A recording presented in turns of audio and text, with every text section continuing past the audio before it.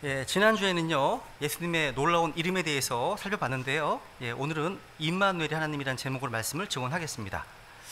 임마누엘은요, 우리와 함께 계시는 하나님이라는 뜻이죠. 그죠? 그런 이름입니다. 여러분, 우리 인간은요, 혼자서 살 수 없습니다. 하나님께서는 아담을 지으시고 아담이 홀로 있는 것이 not good, 좋지 못하다고 하셨습니다.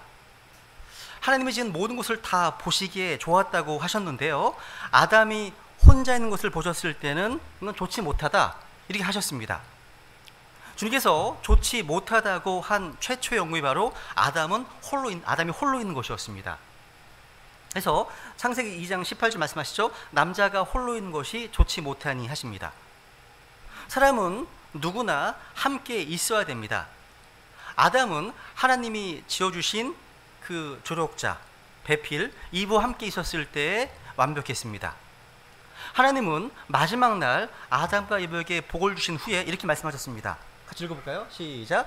하나님께서 자신이 만든 모든 것을 보시니 보라 매우 좋았더라. 그 저녁과 아침이 6째 날이더라 되어 있습니다. 아담 혼자서는요 결코 좋을 수 없습니다. 우리도 마찬가지입니다. 우리도 혼자서는 좋을 수 없습니다. 사람들은 고독이나 외로움을 견디지 못합니다. 누군가 평생을 자신과 함께 해줄 사람을 찾습니다. 그 사람들은요 배우자나 친구 등과 같이 사람들과 함께하는 것이 보통이죠. 사람과 함께하는 것이 좀 어려운 분들은요 애완용 그 동물, 고양이, 어떤 그 강아지 함께하고 싶어합니다. 요즘은 스마트 기기와 함께하는 사람들 되게 많죠, 그렇죠?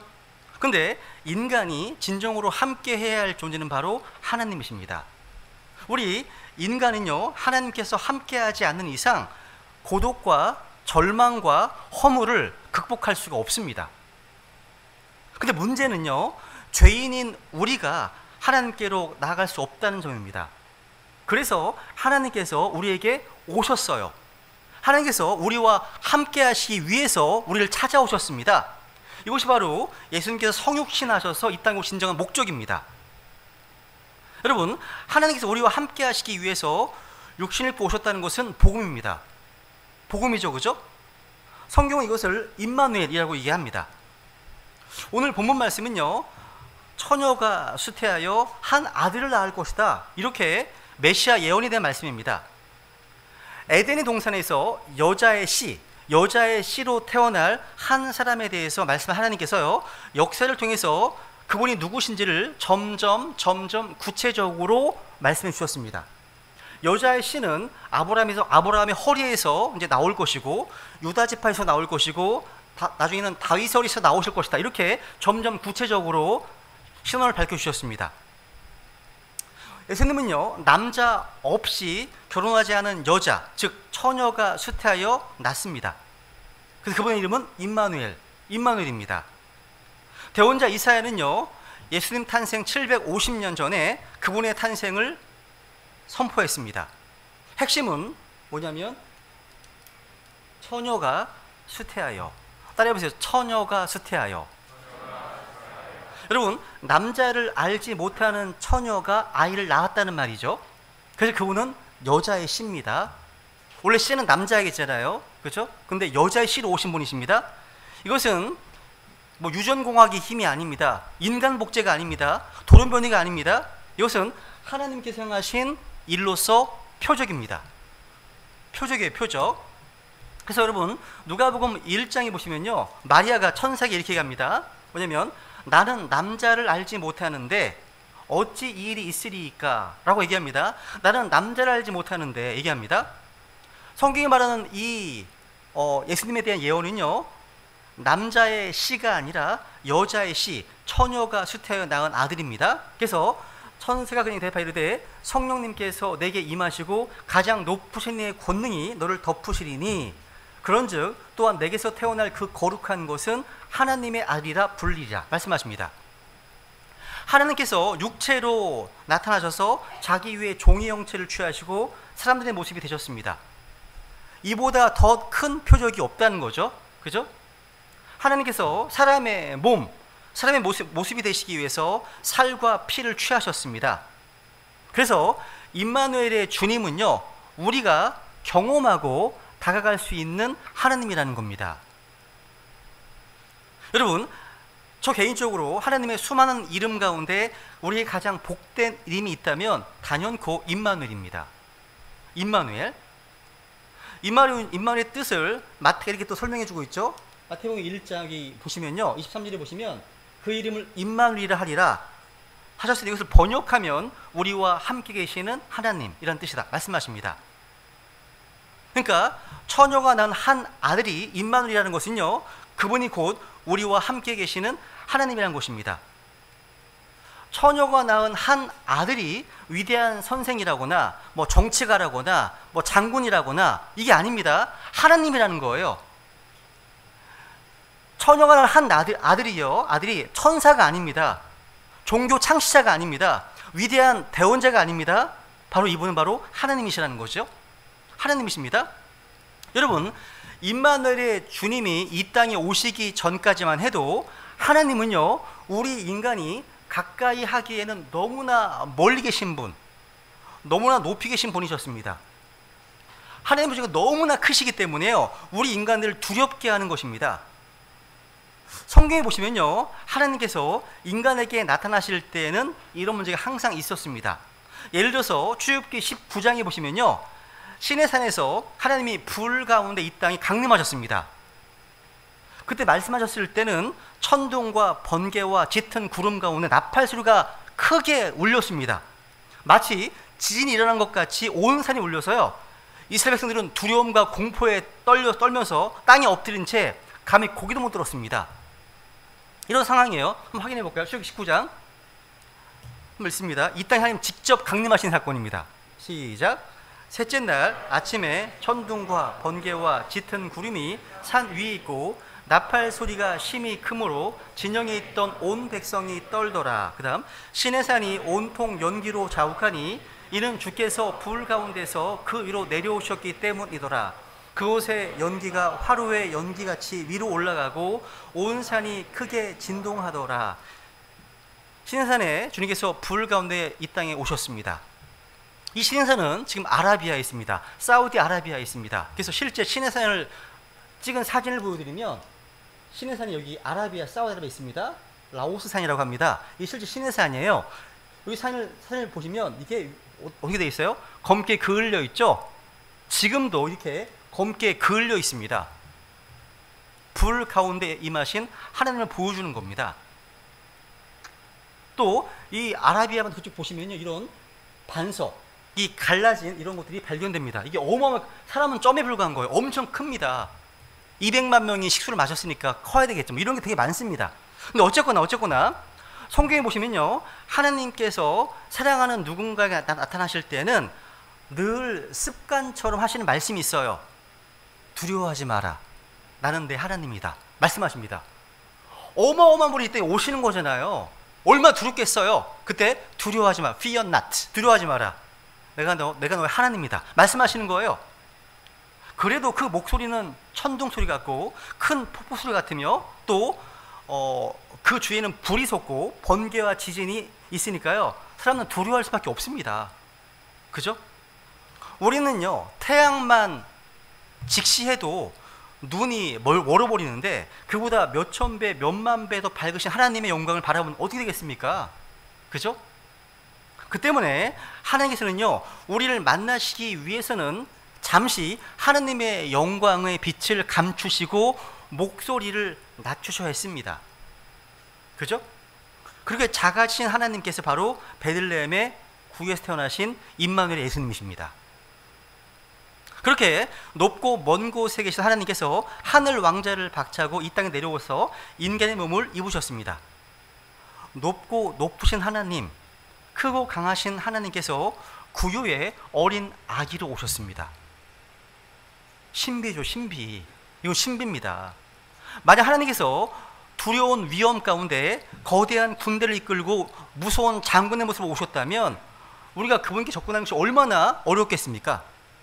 그런데 하나님께서요, 누구나 접근하기 쉽도록 가난한 동네 베들레헴의 구유의 아기로 오셨다는 사실. 여러분, 구유에 누워서 새근새근 자는 아기를 두려워하는 사람이 누가 있겠습니까? 누가 도망가겠습니까? 그죠? 그래서 이 구유에 누워있는 이 예수님의 모습은요, 가장 낮고 천한 인간도 아무런 두려움이 없이 주님께 나아갈 수 있음을 의미하는 겁니다. 그래서 구유에 계신 임마누엘 예수님은요, 전지전능하신 하나님이시면서도 우리가 항상 편하게 다가갈 수 있는 하나님이신 겁니다. 여러분, 하나님께서 사람의 육체를 입고 우리와 함께 사셨습니다. 임마누엘 예수님은요, 완전한 인간이시면서도 완전한 하나님이셨습니다. 인성과 신성, 사람의 아들이시면서 하나님의 아들이십니다. 주님께서는요, 인간이셨기 때문에 배고픔을 느끼셨지만 또 하나님이시기 때문에 오병이어로 5,000명을 먹이실 수 있으셨습니다. 주님께서는 인간이시기 때문에 목마름을 느끼셨지만 하나님이시기 때문에 물 위를 걸으실 수 있으셨습니다. 여러분, 예수님은 인간이시기 때문에 고통 가운데 십자가 죽음을 당하셨습니다. 하지만 하나님이시기 때문에 죽음을 이기고 부활하셨습니다. 임마누엘 예수님은요, 우리의 경배를 받으시면서 동시에 우리의 손을 잡아주시는 분이십니다. 예수님은요, 우리가 함부로 할 수 없는 두려운 위험의 하나님이시지만 우리가 항상 언제나 다가설 수 있는 하나님이십니다. 오늘 본문을 다시 보겠습니다. 다시 보시면요, 이사 7장 다시 한번 읽겠습니다. 시작. 그러므로 주께서 친히 한 표적을 너희에게 주시리라. 보라, 처녀가 수태하여 아들을 낳고 그의 이름을 임마누엘이라 하리라. 여러분, 이사야서 7장 제가 여러 번 읽어봤거든요. 이 7장을 읽어보시면요, 임마누엘의 이름은 고난의 시대에 또 위기의 시대에 주시는 위로의 이름입니다. 여러분, 이사야서 7장 배경을 보시면 그렇습니다. 그러니까 이 예언이 기록되던 이 당시 모습은요, 하나님의 백성들은요, 외세의 침공으로 비참하게 유린당하고 있었습니다. 그리고 당시 유다의 왕은요, 너무나 무능하고 우상 숭배를 일삼는 악한 왕이었습니다. 아하스라는 왕입니다. 아주 사악한 왕입니다. 자기 자녀들을요, 흰눈 골짜기 불 가운데 지나가게 했습니다. 불태웠습니다. 자녀들을요. 사악한 왕이었습니다. 그의 어떤 악하고 무능한 통치 아래서 이 나라의 정치, 종교, 경제, 교육은 총체적 난국에 빠져 있었습니다. 이런 힘든 시기에요, 하나님께서 유다 백성들에게 소망의 메시지를 주셨습니다. 그게 바로 이 임마누엘의 예언이 담긴 이 말씀이었습니다. 여러분, 아프가니스탄이요, 탈레반 손에 넘어가게 된 이유 중 하나가 그 아프가니스탄의 무능한 대통령과 부정부패가 만연한 정부 때문이었다, 이런 얘기도 있습니다. 여러분, 임마누엘은요, 이렇듯 국가 리더십이 무능하고 악해서 완전히 붕괴된 시대, 고통과 절망과 두려움과 혼란스러운 역사적 상황에서 한치 앞을 몰라서 불안해하는 백성이 주시는 이름이라는 겁니다. 이 이름이요, 되게 와닿았어요. 여러분, 임마누엘은요, 모든 것이 편안하고 풍성한 시대에 주신 이름이 아닙니다. 어둡고 힘든 시대를 사는 하나님 백성들에게 주신 위로의 이름, 소망의 이름이었다는 거예요. 여러분, 임마누엘은 우리 인생의 가장 어둡고 힘든 순간에도 하나님께서 우리 곁에 계심을 확인해 주는 이름입니다. 여러분, 임마누엘로 오신 예수 그리스도께서는요, 높고 먼 곳에 계신 것이 아니라 바로 우리 옆에 계시면서 우리의 모든 어려움과 슬픔과 불안과 어떤 혼돈 가운데 있는 우리와 함께 인생을 걸어가시는 분이십니다. 그래서 이 이름은요, 하나님의 자녀에게 어떤 상황에서도요, 너는 결코 혼자가 아니라 언제나 하나님께서 함께할 것임을 약속해 주시는 눈물나게 고마운 이름이라는 거예요. 저 개인적으로요, 제가 첫째 아이 기현이를 미국에 보낼 때 기현이와 함께 해주실 임마누엘의 주님을 의지하며 기도했습니다. 또 이번에는 병원에서 수술할 때도요, 기억한 말씀이 바로 이 이름입니다. 임마누엘 이름입니다. 둘째 아이 상윤이를 군대에 보낼 때에도 기억한 이름입니다. 여러분, 우리와 우리 아이들이 아무리 낯설고 먼 곳에 가 있어도요, 설령 다른 위험한 나라에 가 있거나 병원 수술 때 누워 있어도 혼자가 아니라는 거예요.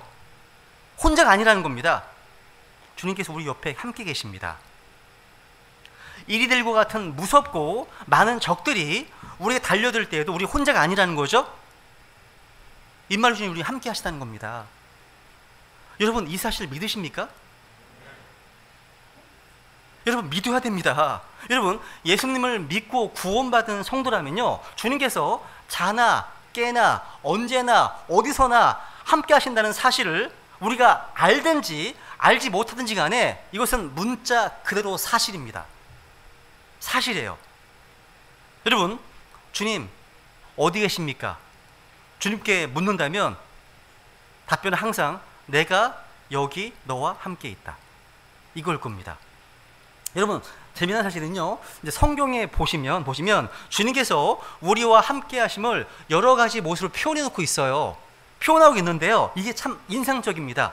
그러니까 얼마나 우리가 가까이 계신지 표현하기 위해서 우리 위아래 뭐 좌우 이 다 전사로도 표현이 되어 있습니다. 제가 몇 개만 좀 소개해 보겠습니다.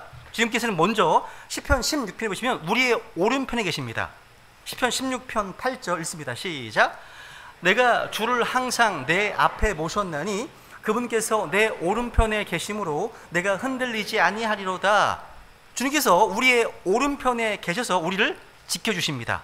우리가 흔들리지 않도록 붙들어 주신다는 거죠. 지금 여러분의 오른편에 누가 계시다는 겁니까? 주님이 계십니다. 또 주님께서는요, 출애굽기 13장에 보시면요, 우리 앞서 가십니다. 우리 앞에 계신다는 거, before, 앞에 계십니다.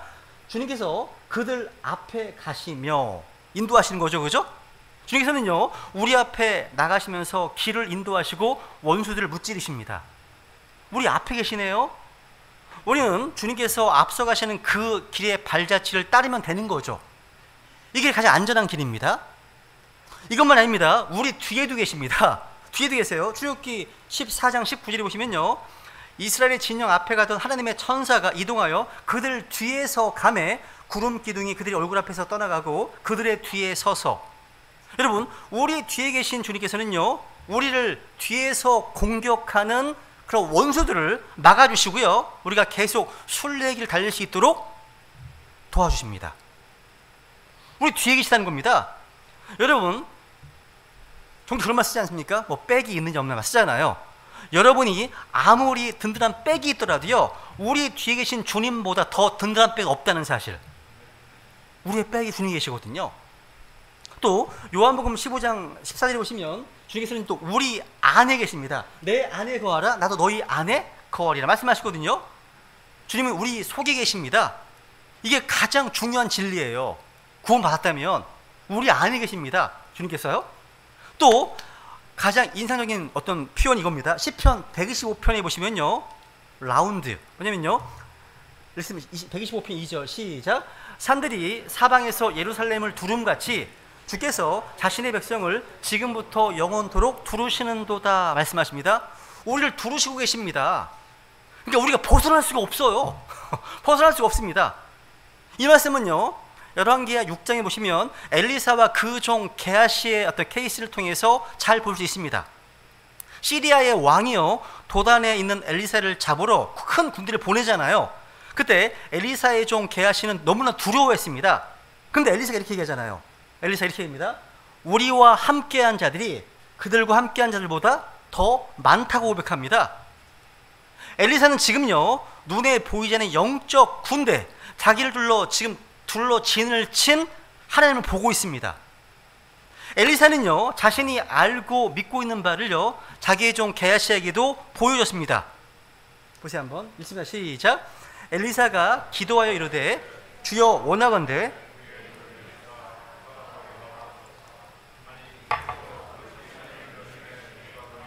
보라 불말과 불병거가 산에 가득하여 엘리사를 둘렀더라 되어 있네요. 야, 라운 둘렀습니다. 주님께서 우리 둘레에 진을 친다? 이 사실은요, 천사론에서도 공부했을 내용입니다. 시편에 나옵니다. 주의 천사가 그분을 두려워하는 자들을 둘러 진을 치고 그들을 건지시는도다 되어 있습니다. 그러니까 여러분, 나를 둘러싸고 있는 모든 환경, 모든 인간들이 다 원수처럼 보이고 대적들이라 할지라도요, 사실 나를 둘러싸고 있는 분은 주님이십니다. 그래서 그분께서 언제나 우리에게 피할 길을 내어주시고 건져내어 줄 수 있는 분이십니다. 또 마태복음 18장에 보시면요, 주님께서는 우리 가운데 한 가운데 계십니다. 두세 사람이 내 이름으로 함께 모인 곳에 나도 거기에 그들의 한 가운데 있느니라. In the midst of. 우리 한 가운데 지금 거하십니다. 하나님 임재해 계십니다. 이 말씀이 사실이라면 그건 진리죠. 그죠? 주님께서는요, 주님의 이름으로 모이는 이 성도들의 집회에는 언제나 한 가운데 거하시는 사실. 이로도 주님께서는요, 우리의 오른편에서, 우리의 앞에서, 우리의 뒤에서, 우리 또 안에서 또 우리를 둘러 진을 치고 계십니다. 항상 우리를 보호와 지켜주신다는 사실. 믿으시면요, 굉장히 위로가 됩니다. 이게요, 큰 위로가 돼요. 우리가 너무나 힘들고 어려울 때도요, 주님께서는 내 옆에 서 계십니다. 세상에서요, 가장 가슴 찡한 것이 내 옆에 누군가 묵묵히 서주는 거예요. 아무 말 안 해도 좋습니다. 그냥 옆에 서서 내 손만 잡아줘도 눈물이 납니다. 왜? 잡은 손으로 뭔가 마음에 어떤 메시지가 전해오잖아요. 그죠? 특히 내가 약할 때 강한 사람이 옆에 있어주면 든든합니다. 든든해요. 주님께서는요, 약한 내 옆에 서서 강한 손으로 늘 잡아주십니다. 사람들이 나를 배신하고 내게 등을 돌리고 내게 돌을 던져도요, 주님은 내 옆에 계십니다. 그리고 말씀하십니다. 걱정하지 말라고요. 내가 함께하고 있다고. 내가 너 하나님이라고 말씀하신다는 거예요. 그래서 주님의 이름은 임마누엘의 하나님이신 겁니다. 임마누엘의 주님은요, 우리 위에 일방적으로 군림하시는 그런 분이 아니라 멀리 떨어져서 명령만 내리시는 분이 아니라 우리 옆에 서서 우리와 함께 하시는 분이라는 사실입니다. 이렇게 임마누엘은요, 어둡고 힘든 시대를 사는 하나님의 백성들에게 해주시는 위로의 이름, 희망의 이름이라는 사실이죠. 코비드 이 팬데믹을 지나가는 우리 인생 가장 어둡고 힘든 순간에도요, 하나님께서 우리와 함께 하심을 확인해주는 이름이라는 사실입니다. 두 번째로 임마누엘은요, 우리의 고통을 경험으로 이해하시는 분이십니다. 우리의 고통, 아픔을 경험으로 이해하시는 분이십니다. 히브리서 2장 17절 18절 가셨습니다. 시작. 그러므로 모든 일에서 그분께서 자기 형제들과 같게 될 필요가 있었으니 이것은 그분께서 하나님께 속한 일들에서 긍휼 많고 신실하신 대제사장이 되사 백성의 죄들로 인해 화해를 이루려 하심이라. 그분께서 친히 시험을 받아 고난을 당하셨은즉 시험 받는 자들을 능히 구조하실 수 있느니라. 아멘. 다 경험하셨습니다. 본인이, 주님께서요. 여러분, 우리는 가끔 대통령이나 국회의원의 연설을 듣다 보면 저 높은 곳에서 편히 일하시는 분이 우리 세상을 어떻게 알겠어? 하는 기분이 들 때가 있습니다. 하나님에 대해서도 그렇게 생각하는 분도 있습니다. 저 높고 높은 하늘 왕자에 계신 하나님께서 우리 고달픈 인간의 사정을 어떻게 알겠어? 싶어하는 분도 있다는 거죠. 그런데 임마누엘의 주님 앞에서 그렇게 얘기할 수가 없습니다. 예수님은요, 나사렛 시골에 가난한 목수로 30년간 사셨습니다. 그래서 예수님은요, 몸이 파김치가 될 때까지 하루 종일 일해서요, 먹고 사는 것이 얼마나 힘든지 체험하셨습니다. 상상해봅니다. 또 불평, 불만을 토로하는 아주 깐깐하게 따지고 드는 고객들을 대하는 것이 어떤 것인지 다 체험하셨습니다. 이것만 아닙니다. 주님께서는요, 사람들에게 끊임없이 오해와 비판을 받으셨고 믿었던 사람들로부터 배신당하는 것이 어떤 것인지 다 경험하셨습니다. 불법 재판도 당하셨고요, 감옥에도 가셨고요, 억울하게 가시관도 드셨고요, 채찍도 맞으셨고요, 마침내는 십자가에 달려 돌아가시는 고통 다 겪으셨습니다. 그러니까 구유에 태어나신 예수님은요, 우리 인간이 몸으로 또 마음으로 겪을 수 있는 모든 고통을 다 당하신 겁니다. 여기 그분께서 친히 시험을 받아 고난을 당하셨은즉 시험 받는 자들 능히 구조하실 수 있느니라 하셨습니다. 여러분, 우리 인간의 삶을 낱낱이 다 살아보신 임마누엘 예수님께서는요, 우리의 모든 고통에 공감하실 수가 있습니다. 그래서 우리를 위해서 하나님께 중보하실 수 있어요. 상황 아시기 때문에. 우리가 살면서 겪는 그 어떠한 어떤 외로움, 그 어떤 고통과 아픔도 주님은 다 겪어보셨습니다. 이해할 수 있다는 얘기죠. 우리를 도울 수 있다는 겁니다. 그래서 우리 인생의 모든 어떤 아픔과 고통의 어떤 순간에 우리와 함께 계시는 주님, 임마누엘 주님을 이름을 부르시라는 거죠. 그럼 그분의 평안함이 우리를 지켜줄 겁니다. 그분의 은혜가 우리를 치유하고 회복시켜 줄 거라는 사실이죠. 더불어서 이 이름은요, 마태복음 11장에 보시면 우리의 짐을 함께 져주시는 분이십니다. 마태복음 11장 읽습니다. 시작. 수고하고 무거운 짐진 모든 자들아, 너희는 내게로 오라. 내가 너희에게 안식을 주리라. 나는 마음이 온유하고 겸손하니 너희 위에 내 멍에를 메고 내게 배우라. 그리하면 너희가 너희 혼을 위한 안식을 찾으리니. 이 말씀은 복음적으로 수고하고 무거운 짐 가운데 우리의 가장 고통스러운 것은 바로 죄의 짐입니다. 죄의 짐이죠. 우리가 하나님과 함께하기 위해서는 먼저 이 죄가 제거되어야만 합니다. 그런데 우리는 스스로 우리 안에 있는 죄를 제거할 수 없습니다. 이 일은 하나님만 하실 수 있어요. 사람들은 스스로 자기의 죄들을 제거하기 위해서 고행을 하고 금욕을 하고 수행을 하고 선행을 합니다. 각가지 종교 활동을 한다는 거죠. 심지어 자해를 하는 사람도 있습니다. 근데 어떤 방법으로도 어떤 행위로도 죄를 제거할 수 없습니다. 성경 분명히 말씀하십니다. 피 흘림이 없은즉 사면이 없느니라 말씀하십니다. 그리고 피가 혼을 위해 속죄하느니라 말씀하십니다. 예수 그리스도의 피만이 죄를 제거할 수 있습니다. 하나님께서는요, 자신의 몸으로 친히 죄를 제거하심으로 우리와 함께 하시기 위해서 피를 흘리셨고 그 목적으로 이 땅에 오신 겁니다. 임마누엘로. 오늘날 거짓된 종교, 잘못된 종교는요, 피의 속죄를 부정합니다. 그래서 하나님과 함께하는 길을 스스로 막아버렸습니다. 여러분, 어떤 사람들은 침례를 통해서 죄를 제거할 수 있다. 아닙니다. 침례는 죄를 제거하지 못합니다. 어떤 사람들은 교회만 오랫동안 다니면 구원받는 줄로 압니다. 근데 교회 생활이 죄를 제거해 주는 게 아니죠. 어떤 사람들은 율법의 행위로 구원받으려고 합니다.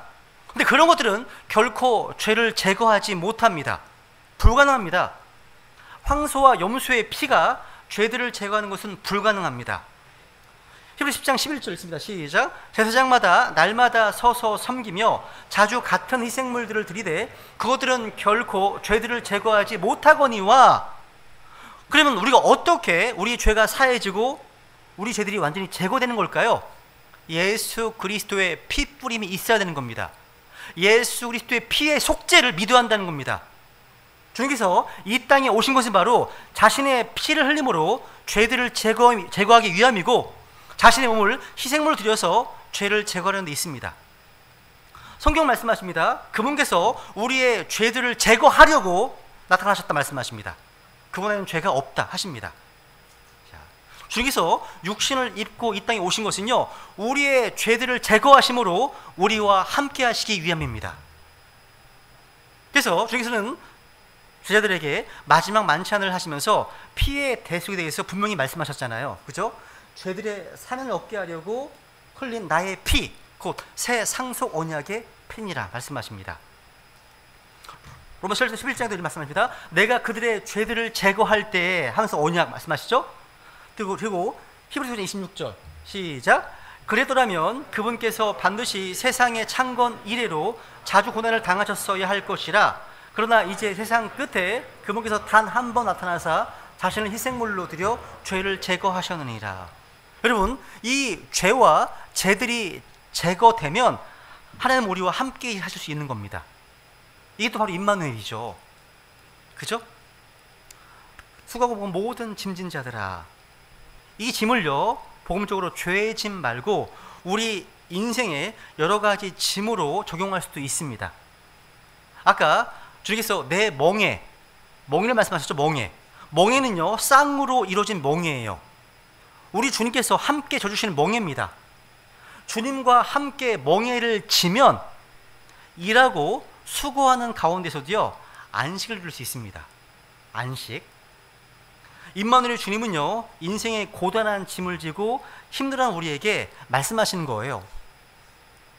요셉 생각해 보세요.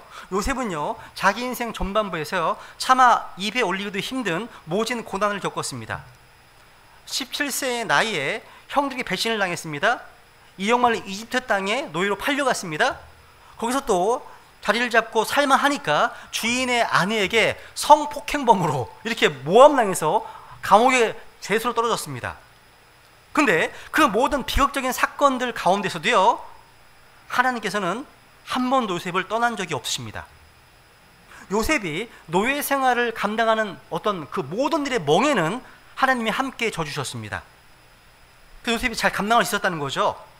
요셉은요, 긴장과 스트레스가 가득한 노예 생활 하루하루를요, 하나님과의 그 동역으로 버텨낼 수 있었습니다.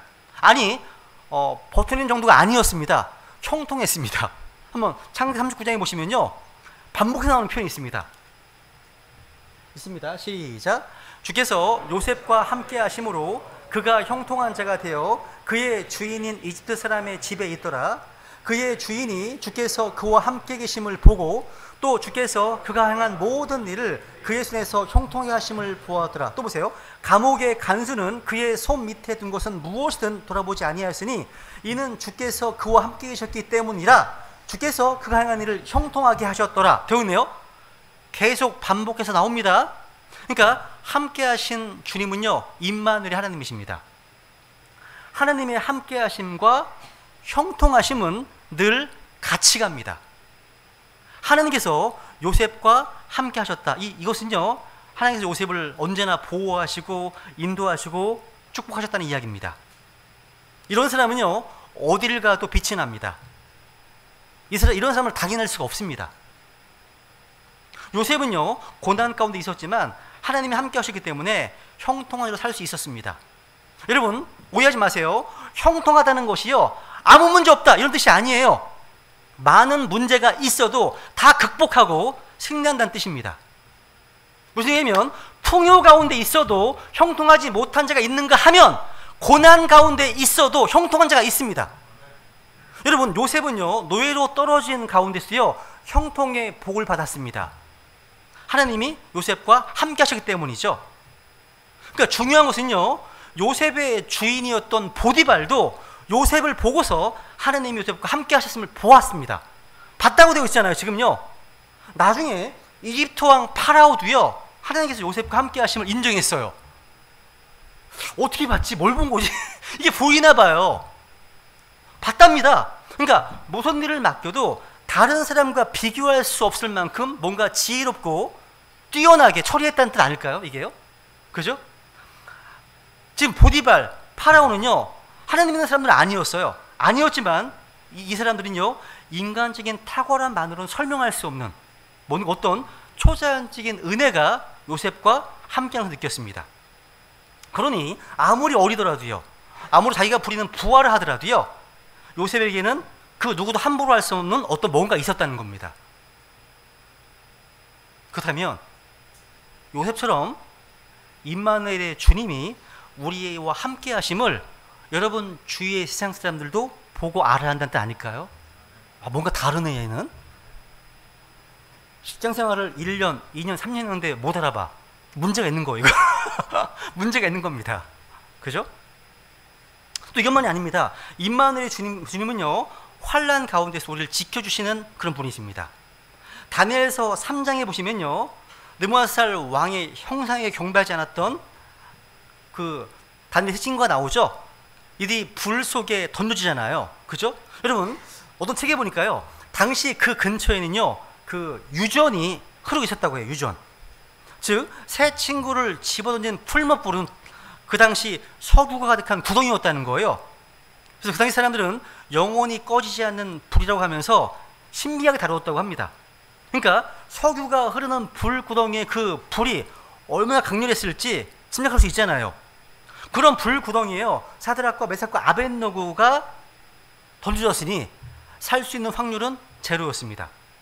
그런데 다니엘의 이 세 친구는요, 그야말로 그 순간에 완전히 죽은 거예요. 세상 사람들은 이제 완전히 끝났다 생각했습니다. 그런데 믿을 수 없는 일이 일어났습니다. 다니엘 3장 24, 25절 보세요. 한번 읽습니다. 시작. 그때 느부갓네살 왕이 깜짝 놀라 급히 일어나 자기의 조언자들에게 말하 이르되 우리가 세 사람을 결박하여 불 한가운데로 던지지 아니하였느냐 하니 그들이 왕에게 대답하여 이르되 오 왕이여 올소이다 하매 그가 응답하여 이르되 보라 내가 보니 결박이 풀린 네 사람이 불 한가운데서 걷고 있는데 그들이 아무 해도 입지 아니하였고 그 넷째의 형체는 하나님의 아들과 같도다 하더라. 상상이 돼요. 막 왕이 소스라치게 놀라서 왕의 채통도 잊은 채 자리에서 급히 일어나서 소리를 지릅니다. 그러니까 도저히 믿을 수 없는 상황이 경계된 것을 보았기 때문입니다. 불 속에 떨어지면 즉시 가루도 없어 녹아버렸어야 될 세 사람이 멀쩡히 살아 있습니다. 그것도 뭔가 간신히 살아있는 것이 아니에요. 그 뜨거운 불 속을 마치 자기 집 안방 거닐듯이 다니고 있습니다. 놀랍잖아요. 그뿐만이 아닙니다. 25절에 보면요, 분명히 온몸을 결박해서 던졌는데 불 가운데 있는 이들은요 결박이 다 풀려 있네요. 풀려 있습니다. 세상의 권세는 우리 하나님의 백성들을 뭔가 묶으려고 합니다. 결박하려고 합니다. 하지만 주님께서는 우리를 자유케 하십니다. 묶을 수 없습니다. 그 어떤 권세나 사슬로도요 우리를 결박하지 못한다는 거죠. 여러분, 세 사람이요 불 속에서 멀쩡히 살아있다는 사실보다 왕을 더 놀라게 한 것이 있었습니다. 분명히 3명을 던졌는데 그들과 함께한 사람이 1명 더 있다는 사실이었습니다. 근데 그 모습이 평범한 어떤 사람의 모습이 아니었다는 거죠. 느부갓네살은요 그 네 번째 형체의 모습이 바로 하나님의 아들과 같다. 킹제임스 성경에서만 하나님의 아들과 같다. 다른 성경들은 다 신들의 아들과 같다. 무슨 토르입니까 이게? 뭐 제우스 비너스입니까? 예? 천둥의 이런 거 아닙니다. 하나님의 아들이십니다. 이것은요 느부갓네살이 할 수 있는 최고의 찬사였을 겁니다. 수많은 왕들을 무릎 꿇려온 왕이었지만 세상에 그 어떤 위대한 인물도 감히 따라갈 수 없는 뭔가 위대한 어떤 분이시기 때문에 그걸 지금 안 겁니다. 얘가 이 왕이요 안 거예요. 그러니까 천하에 느부갓네살 왕을 압도할 만큼 크신 분, 영광스러운 위엄 있는 분, 이게 흘러나왔기 때문에 알아본 거예요. 이게 이분이 누구십니까? 바로 우리와 함께 계시는 임마누엘 예수 그리스도십니다. 그래서 구약 성경에 뒤에 보시면 예수님께서 영광 가운데 형용신하시기 이전의 모습으로 나타나기도 하시는데 다니엘 3장이 바로 그런 대표적인 경우입니다. 놀랍지 않습니까? 잘 생각해 보세요. 하나님께서는요 다니엘의 세 친구가 풀무불 속에 던져지는 것을 주님께서는 막아주지 않으셨습니다. 그런데 임마누엘 주님께서는요 그들과 함께 풀무불 속에 들어가셔서 그들을 지켜주셨습니다. 이게 우리에게 시사하는 큽니다. 커요. 이게 이사야서 43장 2절을 보세요. 이게 좋은 어떤 관조가 될 것 같습니다. 2절 시작. 내가 불 가운데로 지나갈 때 내가 너와 함께 하리라. 강들을 건널 때 강들이 내 위로 넘쳐오르지 못하며 내가 불 속을 걸어갈 때 타지도 아니하고 불꽃이 너를 사르지도 못하리니. 무슨 얘기입니까? 하나님께서는요 우리 앞에 있는 불을 치워두지 않으셨습니다. 그 불 가운데로 지나가게 하신다는 겁니다. 근데 그 불 속을 함께 가주셔서 우리가 그 불꽃에 타지 않게 해주십니다. 하나님께서는요 우리 앞에 물을 치워주지 않으십니다. 근데 그 물 속으로 함께 들어가 주셔서 물이 우리를 침몰시키지 못하게 하신다는 거죠. 이게 무슨 말이죠? 우리가 힘든 고난을 지나갈 때 도대체 왜 주님께서는 이 고난을 막아주지 않으셨습니까? 라고 부르시지 않습니까? 근데 임마누엘 주님께서는요 우리가 그 고난 속에서 살아남고 승리하도록 함께 해주신다는 사실. 그래서 고난을 치워주지 않으시는 하나님을 원망하지 말고 그 고난 가운데 함께 하시는 임마누엘 주님을 기억하라는 겁니다. 그 믿어야 한다는 거죠. 그죠? 그 은혜가 임하는 겁니다. 이 하나님께서요, 다니엘의 세 친구와 함께 있을 때 이 용광로의 뜨거운 불도 그들의 머리카락 하늘을 태우지 못했습니다. 왜? 주님께서 그들과 함께 계시기 때문에. 다니엘도 뒤에 보시면요, 하나님께서 다니엘과 함께 하시기 때문에 사자굴에서 사자들의 입을 막으셨습니다. 그죠? 하나님께서는요, 어려운 환경, 불같은 시련을 없애주시는 분이 아니라 그것을 그들 직면하게 하십니다. 맞게 하십니다. 그 가운데 우리와 함께 계시는 하나님이시라는 겁니다. 그래서 임마누엘 하나님은요, 우리의 어떤 불과 같은 믿음의 어떤 시련을 함께 감당하시는 주님이십니다.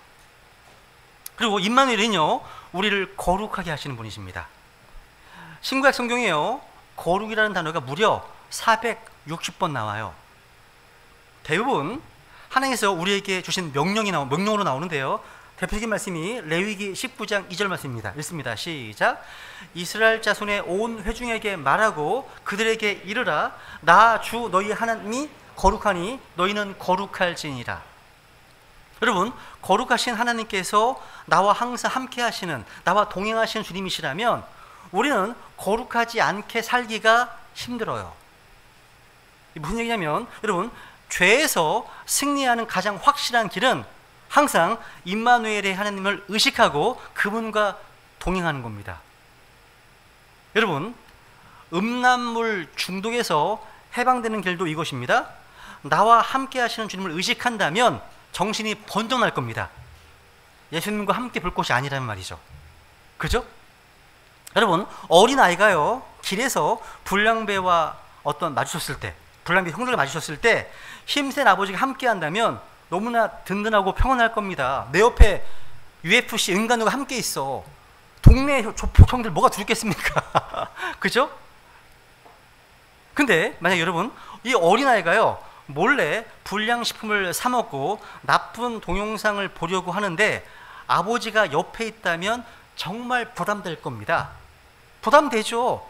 그러니까 혼자 문 닫고 있는 거예요. 문 닫고 있는 겁니다. 가끔 팍 들어가세요, 여러분. 팍 들어가셔야 돼요. 언제 올지 모른다. 이런 종말의식을 생각해야 되잖아요. 그죠?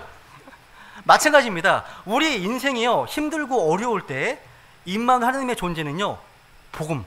이게 복음입니다, 복음. 근데 우리가 몰래 죄의 쾌락, 죄의 유혹을 즐기고 싶을 때 나와 항상 함께 하신다. 이 임마누엘 하나님의 존재는요, 엄청난 부담이 되는 거죠. 불편한 거죠. 그죠? 불편한 겁니다, 여러분. 그래서 임마누엘 하나님은요, 우리가 하나님께 순종할 때와 불순종할 때 전혀 다른 어떤 압박으로 다가와요.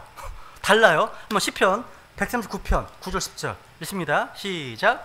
내가 아침에 날개들을 취하여 바다 맨 끝 지역들에 거할지라도 거기서도 주의 손이 나를 인도하시며 주의 오른손이 나를 붙드시리이다.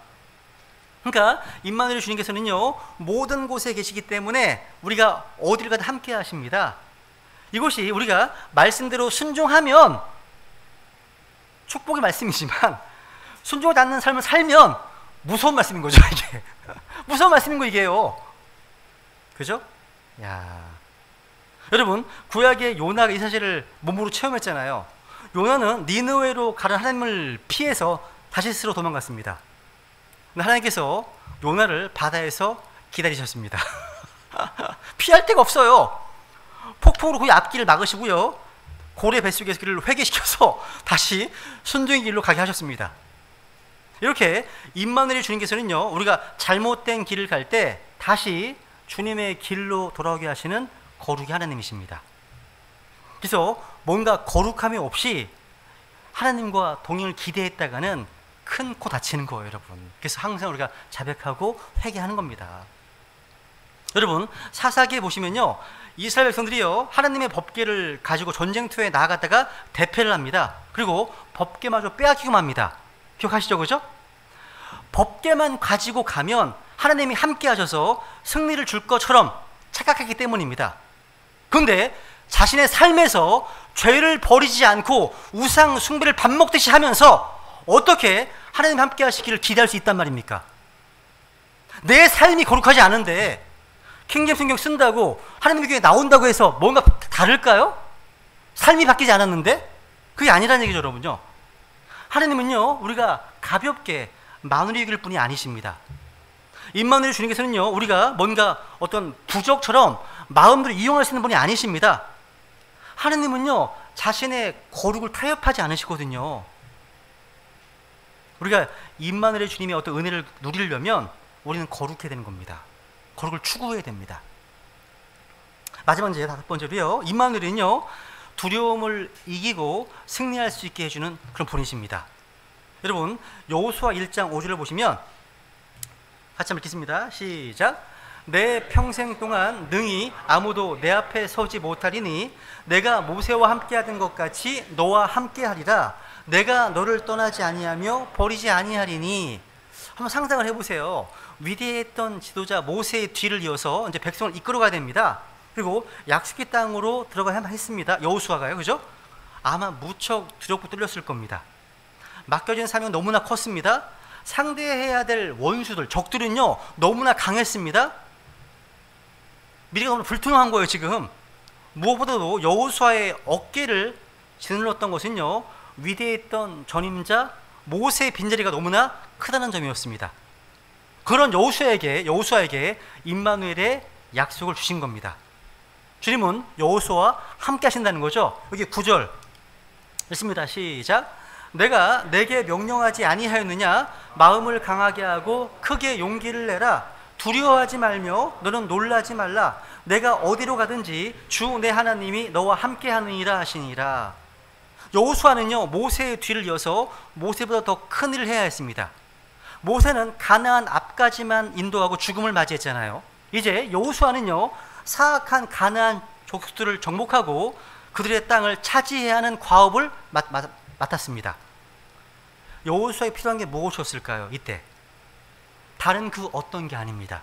바로 하나님의 함께 하심이었습니다. 가장 중요한 거예요. 하나님은 여호수아와 함께 하심으로요, 여호수아가 33번의 전투를 했습니다. 그 가운데 아이성 전투의 패배를 빼고서 32번은 다 승리했습니다. 하나님의 함께 하심으로. 야, 우리는 모두 그리스도의 군사로서 여호수아와 같이 전쟁을 수행해야 됩니다. 인간의 힘으로 승리가 불가능한 전쟁을 승리로 연전연승할 수 있었던 것은 전적으로 주님의 함께 하심이었다는 거죠. 그러니까 임마누엘 주님은 우리를 승리케 하시는 하나님이십니다. 그러니까 하나님은요, 내가 여호수아 너와 함께하면 너도 모세 이상의 위대한 일을 능히 감당할 수 있다 말씀하시는 겁니다. 여러분, 모세가 위대했던 것이 아닙니다. 모세와 함께했던 하나님이 위대하신 것입니다. 여호수아가 위대한 게 아닙니다. 여호수아와 함께 하신 하나님이 위대하신 겁니다. 그래도 중요한 것은 뭡니까? 개인의 능력이 아니에요. 개인의 재능이 아닙니다. 하나님이 함께 하시느냐 하지 않으시냐, 이게 제일 중요합니다. 그러니까 상황이 어렵다고 두려워해서는 안 될 것은요, 하나님은 우리와 함께 계시기 때문입니다. 성경은 두려워하지 말라 수없이 번이 반복되어 나옵니다. 다 하나님께 우리에게 주시는 말씀입니다. 그죠? 특히 두려워하지 말라 이 말 바로 옆에 항상 붙어 나오는 말이 뭡니까? 내가 너와 함께 함이니라. 임마누엘, 하나님의 약속인 거죠. 그래서 여러분, 두려움을 이기는 결정적인 해법은 하나님이 나와 함께 하심을 확신하는 겁니다. 좀 생각해 보세요. 언제 두려우십니까? 저를 보면요, 두려움은요, 문제의 크기가요, 내가 가진 자원보다 훨씬 크다고 생각할 때 오는 겁니다. 그러므로 하나님과 하나님의 능력이 커지면 문제는 상대적으로 작아지게 되고 두려움도 없어지게 되는 겁니다. 그리고 사람들이 계속 두려워하는 것은 왜 그러냐? 늘 자기가 가진 자원만으로 문제를 해결하려고 하기 때문이에요. 그러니까 문제가 얼마나 큰지를 자꾸 생각하고 이에 비해서 내가 가진 자원은 얼마나 형편없는지를 계속 생각하는 겁니다. 이러니 인생 살기가 얼마나 힘들겠습니까? 힘들죠. 내가 가진 돈으로 턱도 없는데, 내 인맥으로는 턱도 없는데, 내 실력으로는 턱도 없는데, 이 직장 구하는 문제든 결혼하는 문제든 건강하지 못한 육체 문제든 아니면 코로나 바이러스 이후에 올 경제적 어려움 등등, 여러분, 모든 문제를 우리가 가진 자원만으로 해결하겠다고 하니까 두려움에서 헤어날 수 없는 겁니다. 다시 말씀드리지만 두려움을 이기는 결정적인 해법이 뭡니까? 하나님께서 나와 함께 하심을 확신하는 겁니다. 문제에 압도되지 말고 함께 하신 임마누엘의 하나님을 믿으라는 거죠. 근데 그 하나님이 우리와 함께 하시잖아요. 하나님 확신한다면 우리는 모든 일을 이기고 승리할 수 있다는 거. 이제 말씀의 결론을 맺겠습니다. 여러분, 임마누엘은요, 잠시 동안만 우리와 함께 하시는 하나님이 아니라 영원히 우리와 함께 하신 하나님이십니다. 주님은 우리와 함께 하십니다. 더 이상 헤어짐이나 단절이 없어요. 분리가 없습니다. 하나님께서는요, 일시적으로가 아니라 영원히 함께 하십니다. 더 이상 혼자가 아닙니다. 더 이상 단독자가 아닙니다. 우리는 주님과 함께 걷고 주님과 함께 사는 겁니다. 그렇다면 우리는 어떤 것도 문제될 것이 없습니다. 주님이 함께 하시기 때문에. 우리 이 시간요, 주님을 임마누엘이라고 고백할 때 항상 우리 곁에 계시고 우리와 동행하시는 주님, 우리를 떠나지 아니하시고 버리지 아니하시는 신실하심을 믿는다고, 우리의 모든 고통을 이해하시고 우리의 모든 짐을 함께 져주시고 환난 가운데 지켜주시고 우리를 거룩해 하시고 승리케 하신 주님을 사랑한다 고백하시면서 임마누엘 주님을 더 깊이 아는 볼 구하는 시간을 갖겠습니다. 같이 주님 앞에 기도하시겠습니다.